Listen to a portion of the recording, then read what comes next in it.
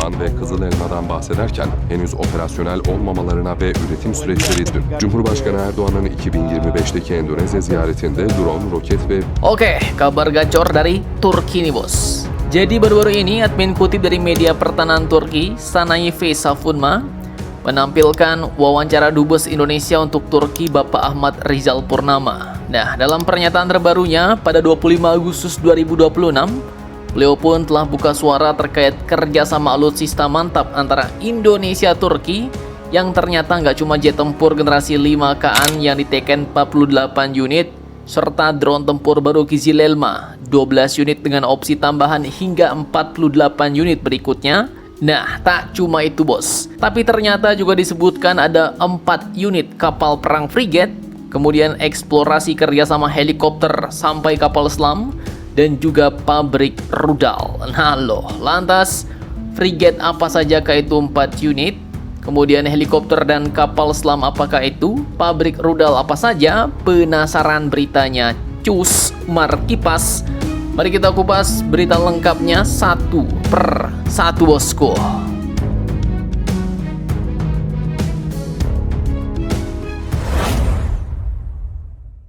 Oke, lanjut kita bahas yang di udara bos. Jadi setelah urusan pesawat tempur generasi 5 dan drone jet tempur, Duta Besar Indonesia untuk Turki, Bapak Ahmad Rizal Purnama, juga mengungkapkan bahwa Indonesia-Turki kini juga sedang mengevaluasi proyek bersama untuk kapal selam dan helikopter bos. Nah, kabar ini ya sebenarnya juga bukan muncul tiba-tiba.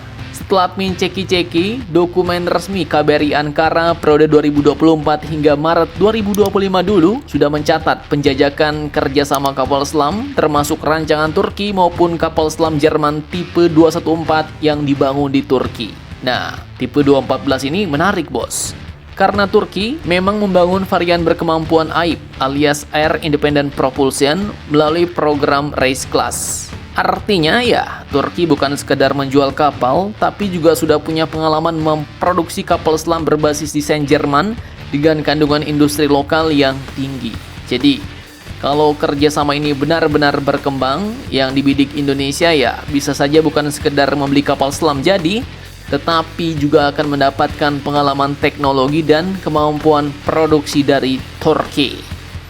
Lalu, masuk ke sektor helikopter nih bos. Nah, dari dokumen KBRI pun secara spesifik juga pernah menyebut helikopter serang T-129 Atak dan T-625 Gökbey sebagai dua platform helikopter Turki yang dijajaki Indonesia.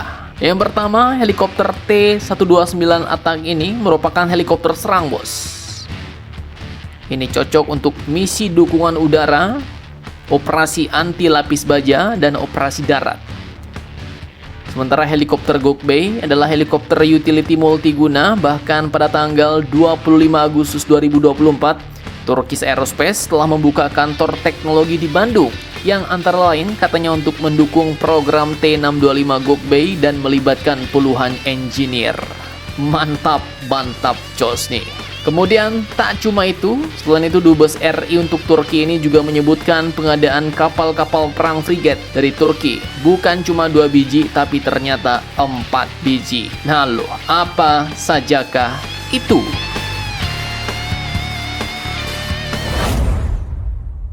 Nah, jadi ini bagian yang bikin isi kepala Mimin bilang nambah rupanya ya kan? Jadi sebelumnya seperti yang kita tahu, antara Turki dan Indonesia memang sudah mencatat adanya kerjasama pengadaan 4 kapal frigate dari Turki. Dan secara spesifik disebutkan bahwa 2 diantaranya berasal dari cadangan kapal perang frigate Angkatan Laut Turki yang sedang dibangun. Kemudian, dalam pernyataan terbaru 25 Agustus 2026, Dubes Ahmad Rizal Purnama juga memberikan gambaran yang lebih jauh. Dari 4 frigate tersebut, 2 akan dibangun di Turki, sedangkan 2 lainnya akan dibangun di Indonesia melalui skema produksi dan pengembangan bersama. Nah, ini ya, setahu admin, 2 kapal yang dibangun di Turki ini adalah frigate Istif Class yang berbobot sekitar 3.100 ton dan dirancang sebagai kapal kombatan multiperan. Dan menurut kabar terakhir, Istif Class yang sebenarnya dibangun untuk Angkatan Laut Turki ini dengan nomor lambung F519 dan F521 adalah sebagai 2 kapal yang nantinya diperuntukkan bagi Indonesia. yang rencananya akan diterima Indonesia pada tahun 2027 dan tahun 2028 tahun depan, bos. Nah, kemudian yang justru paling menarik ya, 2 kapal berikutnya, bos, yang katanya akan dibangun di Indonesia. Artinya, kalau skema ini benar-benar terrealisasi, maka Indonesia tidak berhenti sebagai pembeli kapal dari Turki doang. Jadi kapal pertama dan kedua bisa jadi tahap awal transfer pengalaman, sementara kapal ketiga dan keempat mungkin bakal jadi tahap di mana kemampuan konstruksi dan pengembangan mulai dijalankan di Indonesia. Mungkin Istif kelas lagi, bos, karena katanya tadi frigate ya kan, kecuali nggak disebut frigate tuh. Itu bisa jadi admin pikir ngarah ke destroyer TF2000 pula ya. Jadi ini bukan sekedar Turki punya kapal Indonesia beli, tapi ini sudah masuk ke ranah transfer teknologi, joint development, dan joint production. Nah, lanjut ke kabar yang lebih gacor, kerjasama manufaktur rudal bersama perusahaan pembuat rudal Turki yaitu Roketsan. Bagaimanakah itu?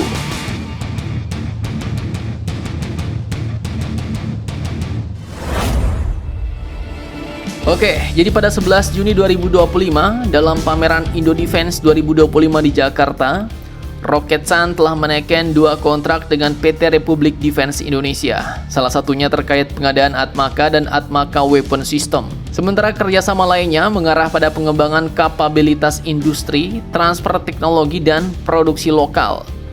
Kemudian pada 23 Juli 2025 di Istanbul di ajang IDEF 2025, kerjasama itu pun diperkuat melalui PT Republik Roketsan Indonesia, bos. Dan dalam skema joint venture tersebut, disepakatilah pengembangan dan produksi bertahap 4 sistem rudal utama di Indonesia, yaitu mulai dari rudal Cakir, kemudian rudal Atmaka, rudal Hisar, dan rudal Sungur. Dengan rudal Cakir sebagai tahap awal. Nah, ini yang mantap-mantap jos nih. Cakir sendiri adalah rudal jelajah yang fleksibel dan dapat digunakan dari berbagai platform. Kemudian rudal Atmaka jelas ini adalah rudal anti kapal, sangat relevan untuk memperkuat armada kapal perang kita Indonesia, bos. Kemudian lanjut, Hisar adalah keluarga rudal pertahanan udara yang juga telah kita beli. Sementara Sungur merupakan sistem rudal pertahanan udara jarak sangat pendek yang dapat digunakan secara mobile. Jadi bayangkan ekosistemnya, kapal perang dibangun, lalu sistem senjatanya mulai diproduksi secara lokal. Rudalnya bukan sekedar datang dalam peti dari Turki, tapi perlahan dibuat di tanah air kita, Indonesia. Roketsan bahkan menyatakan dukungan transfer teknologi mencakup peralatan produksi, dokumentasi teknis, serta pendampingan tenaga ahli dari Turki. Artinya, yang sedang dibangun sebenarnya bukan cuma stok rudal, tapi adalah kemampuan industri rudal Indonesia. Jadi, dari yang awal tadi jet tempur, ya kan, drone tempur, kemudian masuk ke kapal selam, helikopter, frigate, sampai rudal.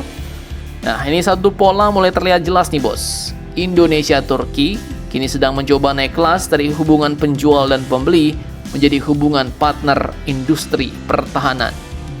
Dan kalau proyek-proyek ini benar-benar berjalan sesuai rencana, ya pertanyaannya bukan lagi Indonesia beli senjata Turki apa, tapi berapa banyak nanti teknologi pertahanan Turki yang bakal bisa diproduksi oleh industri Indonesia sendiri. Nah, jadi bagaimana menurut kalian tentang hal ini? Jangan lupa komentar, tetaplah kalian barbar dan jangan santuy terus. Demi Indonesia tangguh, salam Indomax Indo Magazines.